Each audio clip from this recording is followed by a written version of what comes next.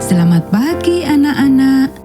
Kita akan belajar firman Tuhan melalui buku renungan pagi anak, Identitas.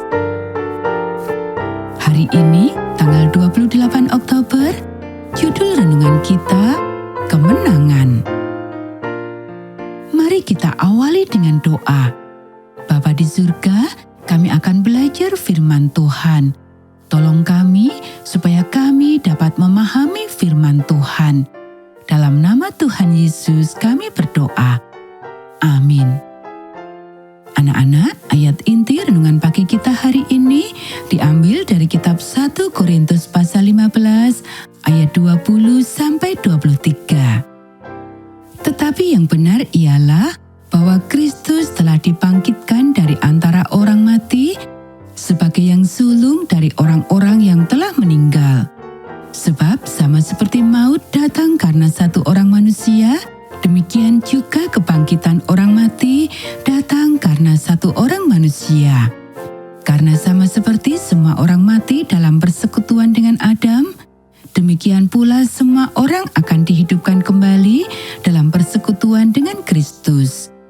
Tetapi tiap-tiap orang menurut urutannya, Kristus sebagai buah sulung, sesudah itu mereka yang menjadi miliknya pada waktu kedatangannya.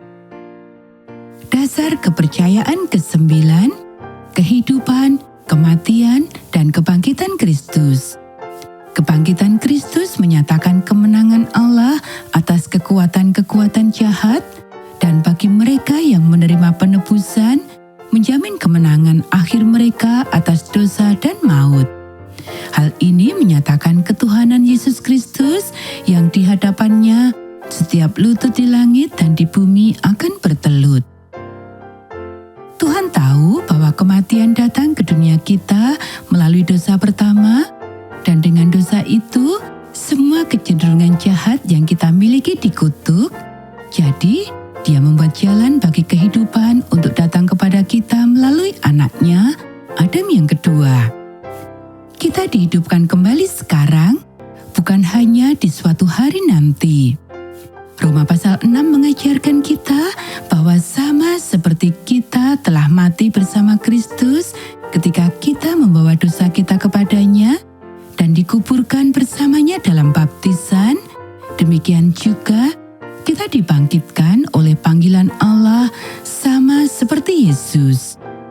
Kita berdiri tegak untuk pertama kalinya dan berjalan dalam kehidupan yang sama sekali baru, hidup oleh Roh Kudus yang hidup di dalam kita, berdoa bersama dan untuk kita, dan mengerjakan kehendak-Nya di dalam kita. Kehidupan kekal, 1 Yohanes pasal 5 dan tempat-tempat lain mengajarkan dimulai dari sekarang. Tetapi hal itu masih sangat sulit dan hanya terlihat sekilas sekarang dan nanti. Jadi, yang terbaik dari semuanya, hal yang paling kita nantikan lebih dari segalanya adalah hari ketika kita akan bangkit menuju hidup yang sejati, lengkap dan penuh selamanya bersama Yesus. Kita yang telah mati akan bangkit, kita akan diubahkan, dan luka-luka yang dibuat oleh dosa akan ditutup sepenuhnya selamanya. Anak-anak, seluruh langit dan bumi akan tunduk di bawah kaki Yesus. Setiap lutut akan bertekuk lutut kepadanya. Inilah teka-teki, aku, di, kamu, Anda, di, ku, di, dalam, keduanya. 1 Korintus pasal 15 ayat 27 mengutip Mazmur pasal 8 ayat 6 mengatakan bahwa segala sesuatu akan takluk kepada Kristus. Ayat 28 kemudian mengatakan bahwa Kristus akan ditaklukkan kepada Dia yang telah menaklukkan segala sesuatu kepadanya. Daniel pasal 7 ayat 18 mengatakan bahwa orang-orang kudus akan menerima kerajaan itu untuk selama-lamanya.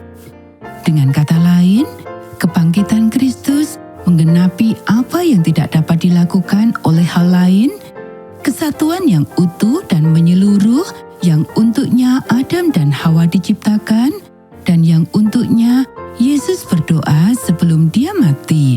Kita bisa baca di Yohanes pasal 17. Haleluya.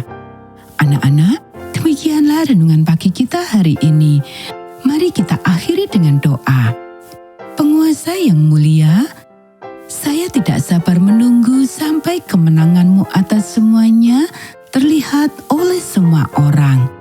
Saat ini, kami memberitakannya karena Engkau telah memberitakannya dan kami percaya kepadamu.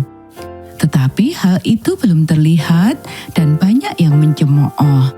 Bawalah semua yang Engkau bisa ke dalam kerajaan-Mu dan perbaikilah semuanya untuk selamanya.